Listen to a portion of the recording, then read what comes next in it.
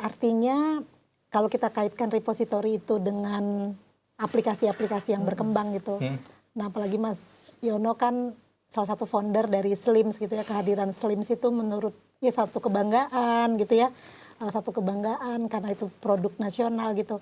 Nah kaitannya nih Mas, artinya lahirnya aplikasi, kita langsung aja lah sebut ya Slims gitu, itu akan memperkuat nggak Mas proses perjalanan repositori pengetahuan kaitannya dengan perpustakaan gitu? Satu, kemarin kita diskusi juga dengan teman-teman dari Kemdikbud. Oke, Slims atau aplikasi perpustakaan apapun itu kan tujuannya untuk mempermudah kerjaan pustakawan, ya, mendukung. Kan dan mempengaruhi kualitas metadata tadi kan Mas. Dan juga berarti kan berdampak kepada pemustakaan. Betul. Kan? Problemnya kemudian misalnya saya ambil contoh aja real di lapangan. Sistem itu bisa melakukan copy cataloging. Oke, iya betul. Ya kan? Dalam satu hari untuk ngolah buku 1000 saya bisa dapat 300. Cukup dengan copy cataloging kalau datanya semua lengkap, ya kan? Dari perpustakaan-perpustakaan yang lain. Nah, kemudian apakah kalau kita kerjain manual yang 1000 buku mungkin butuh 1 bulan. Kita menghemat 29 hari. Apa yang akan kita lakukan si pustakawan?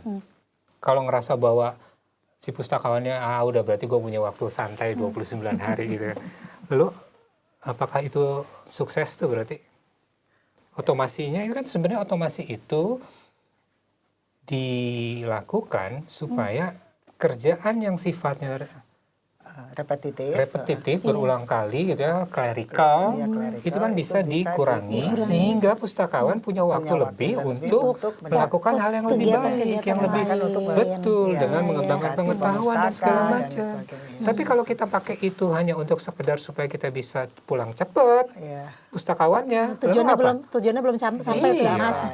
Nah balik lagi kan, pustakawannya memang mau maju atau enggak? Di situ yang kalau saya lihat ya. Tapi itu juga ternyata kaitannya lagi ke akreditasi perpustakaan. Yang masih melihat bahwa kinerja pustakawan, salah satunya, enggak semua. Salah satunya ada parameternya adalah berapa jumlah buku yang dikatalog. Padahal kalau kita bikin katalog copy cataloging dan katalognya datanya bagus, satu bulan kita udah bisa ngerjain. Tapi itu kemudian diukur jadi parameter KPI-nya si pustakawan ya. Saya sih agak ini juga ya, sebagai seorang yang paham teknologi gitu. Ini kayaknya aturan-aturannya juga harus sudah mulai direvisi nih. Kalau enggak ya nanti orang yang paham teknologi tadi manfaatin teknologi, wah, ngangkang kaki di liburan. Supaya KPI-nya tinggi terus. KPI-nya dapat terus gitu kan. Tapi padahal itu baru langkah 1 ya. Artinya dia di langkah 1-nya harus melangkah lagi ke yang mau nggak dia yang lebih jauh lagi ke depan, mengembangkan tadi pengetahuan tadi yang sudah ada di dalamnya. Karena toh kerjaannya dia yang tadinya bisa sebulan, selesai dalam waktu sekian hari misalnya. Nanti dia punya kesempatan lebih untuk bisa mengembangkan pengetahuan. Mau nggak dia? Mas Yono Slims dari tahun berapa Mas? Kita pertama kali benar-benar publish itu 2007 kalau nggak salah. Penggunanya sekarang berapa? Nggak ketahuan. Nggak ketahuan?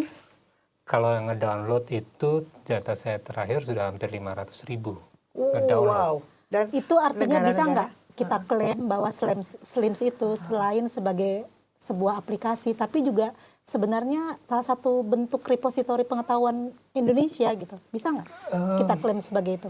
Dengan ratusan ribu pengguna atau data informasi pengetahuan yang terkumpul di situ gitu. Masalahnya adalah dari yang sekian banyak itu ada nggak satu tempat yang bisa nampung semua data jadi satu portal? Saat ini belum? Nggak ada, belum ada. Terpisah-pisah ya? Iya, kayak misalnya dulu kita punya OneSearch ya untuk seluruh perpustakaan gitu kan. Itu kan sebenarnya satu portal yang menarik tuh, bahwa itu bagian dari upaya untuk mengkonsolidasikan pengetahuan yang ada di seluruh perpustakaan gitu loh. Tapi ini ya nggak tahu deh, mungkin sudah ada nggak langkah-langkah untuk ke sana? OneSearch itu salah satu yang menarik sebenarnya. Bukan untuk yang ini, yang tadi yang untuk gabungin itu dari Slims. Kita masalahnya kita kan mulainya kan dari apa ya, iseng-iseng, bukan sebuah lembaga gitu ya. Ini butuh anggaran gede nih, Mbak. Untuk ngumpulin data aja kita butuh support sebenarnya. Nah, ada nggak lembaga yang memang mau bantuin? Toolsnya sudah ada. Ya. Kita sudah punya yang namanya sistem UCS, Union Catalog System. Union Catalog System, ya. Itu akan otomatis Itu belum narikin. bisa dikatakan repositori pengetahuan, Mas Yono. Repositori pengetahuan yang pada level yang paling basic ya, Level paling berbagi basic data ya, ya. berbagi datanya itu ya. Karena udah iya kan, udah Bahwa kita berbagi bisa data. tahu dengan cepat pengetahuan. Iya, Oke, iya. ternyata bukunya misalnya ya. Ini ada di sini, ada di sini, ada di sini. Betul. Lebih jauh lagi ke depan, jangan-jangan kita bisa bikin kalau katalog induk ini atau apapun itu namanya juga mencatat transaksinya dari. Artinya apa? Ya, jadi Iya. Buku A ini ternyata di sudah seluruh Indonesia telah dibaca oleh sekian. orang. Artinya jangan-jangan juga kita bisa lihat di Jakarta subjek yang paling Digemari. dominan dibaca dimanfaatkan oleh di perpustakaan sekolah atau perpustakaan apapun itu dari data itu adalah tentang ABCD. Iya. Oh, kalau di Aceh itu ngomonginnya pertanian. Kalau di sini ngomonginnya Iya. perkebunan. Dan Di ini sini nanti ngomongin bisa tentang dimanfaatkan oleh yang siapapun. lembaga-lembaga terkait, Betul. ya kan, untuk meningkatkan juga perekonomian misalnya. Gitu. Setuju. Wow. dari awal udah kebayang belum sih Mas Yono? Itu Mas udah Yono kebayang. dan Itu Kak udah Hendro kebayang. dan teman-teman lainnya di Makanya kita Book bikin Lovers sistem terbayang ya? katalog. Cuma kan masalahnya